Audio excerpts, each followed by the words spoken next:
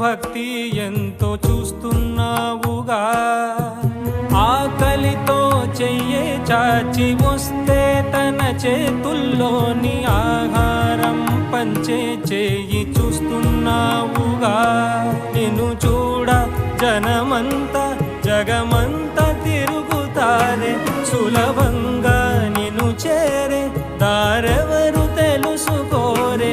అలంకారం అసలు లేని, అహంకారం అన్నది లేని, ఏ కళ్ళ కపటం కానరాని మనసుల్లో నువ్వే కలిసా నిన్నే